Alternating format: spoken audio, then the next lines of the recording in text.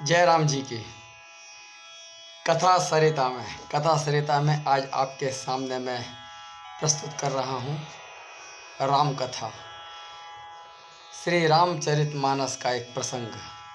शीर्षक आप स्वयं निर्णय करें, इसको क्या शीर्षक किया जाए। भरत जी जो नंदीग्राम में रह रहे हैं, शत्रुघ्न जी उनके आदेशानुसार राज्य का संचालन कर रहे हैं।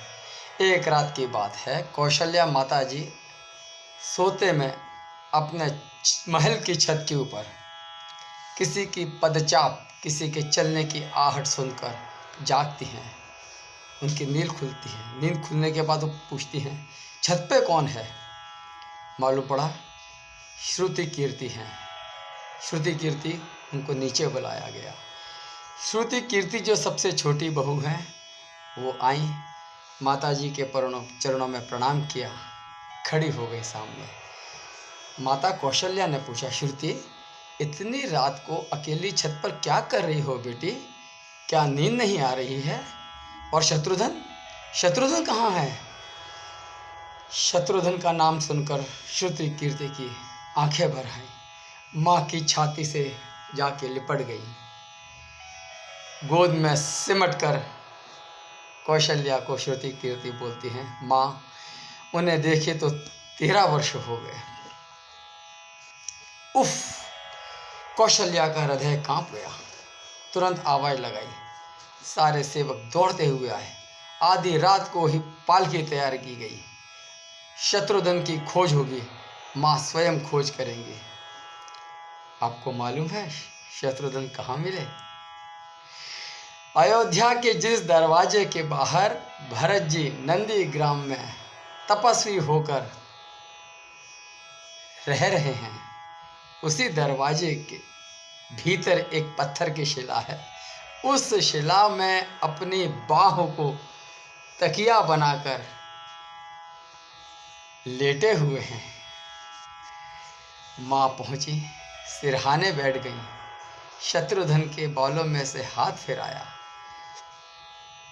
अचानक शत्रुघ्न की आंखें खुली, उठे, माँ के चरणों में गिर पड़े। माँ, आपने क्यों कष्ट किया? मुझे बुला लिया होता। कौशल्या जी ने पूछा, शत्रुघ्न यहाँ क्यों? शत्रुघ्न की रुलाई फूट गई। बोले, माँ भैया राम जी की पिता की आज्ञा से वन चले गए। भैया भरत जी भी नंदीग्राम में हैं। लक्ष्मण भैया उनके पीछे पीछे भी वन गमन कर गए। क्या ये महल, ये रथ, ये राजसी वस्त्र विधाता ने मेरे लिए बनाए हैं? माँ कौशल्या निरुत्तर हो गई। देखिए, ये है राम कथा। यहाँ भोग की नहीं, त्याग की कथा है। यहाँ तो मानो त्याग की प्रतियोगिता चल रही है और सभी प्रथम हैं। कोई पीछे नहीं है, कोई पीछे नहीं है। चारों भाइयों का प्रेम और त्याग एक दूसरे के प्रति अद्भुत, अभिनव और अलौकिक है। रामायण जीने की सबसे उत्तम शिक्षा देती है। भगवान राम को 14 वर्ष का वनवास हुआ तो पत्नी सीता ने भी सहर्ष वनवास को स्वीकार कर लिया। परंतु बचपन से ही बड़े भाई की सेवा में रहने वाले लक्ष्मण जी कैसे भला राम जी से दूर हो सकते थे? लक्ष्मण जी भी राम जी के साथ साथ अयोध्या चले गए। लक्ष्मण जी ने माता सुमित्रा से तो आज्ञा ले ली वन जाने की, परंतु उर्मिला की जब कक्ष की तरफ बढ़ रहे थे तो सोच रहे थे कि माँ ने तो आज्ञा दे दी, उर्मिला को मैं कैसे समझाऊंगा, क्या कहूँगा? यही सोच विचार करते हुए लक्ष्मण जी जैसे ही अपने कक्ष में पहुँचे तो देखते क्या हैं, उर्मिला जी स्वयं आरती का थाल लेकर खड़ी हुई हैं। उर्मिला जी बोली, आप मेरी चिंता ना करें, आप प्रभु की सेवा में वन जाओ, मैं आपको नहीं रोकूंगी।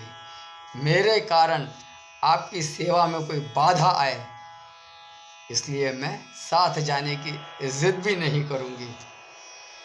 लक्ष्मण जी को तो कहने में संकोच हो रहा था, परंतु उनके कुछ कहने से पहले ही उर्मिला जी ने निसंकोच उन्हें बाहर जाने दिया, उन्हें जाने की अनुमति दे दी। पति संकोच में पड़े उससे पहले ही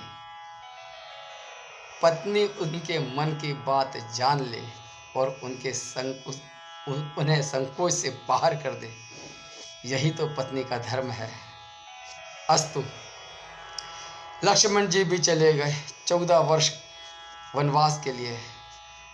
उर्मिला एक तपस्विनी की भांति कठोर तप करने लगी।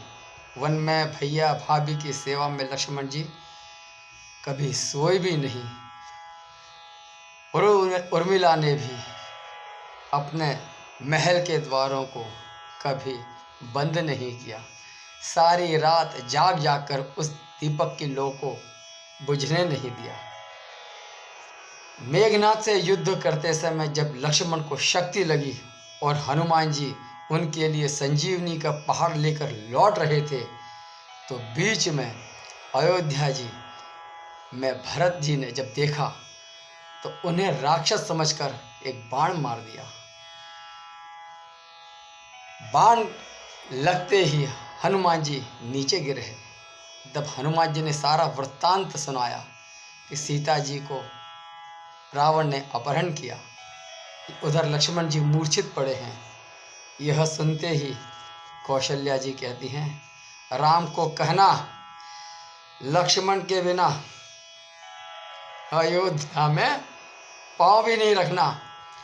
सुमित्रा जी ने आगे कहा, कोई बात नहीं, अभी मेरे पास शत्रुघ्न है, मैं उसे भेज दूंगी। मेरे दोनों पुत्र राम सेवा के लिए ही जन्मे हैं। माताओं का प्रेम देखकर हनुमान जी की आंखों में से अश्रुधारा बह चली। परंतु जब उन्होंने उर्मिला को देखा तो सोचने लगे कि यह एकदम शांत क्यों है। क्या इन्हें अपने पति के प्राणों की चिंता नहीं? हनुमान जी पूछते हैं, देवी आपकी प्रसन्नता का कारण क्या है? आपके पति के प्राण संकट में हैं। सूर्य उदित होते ही सूर्य कुल का दीपक बुझ जाएगा।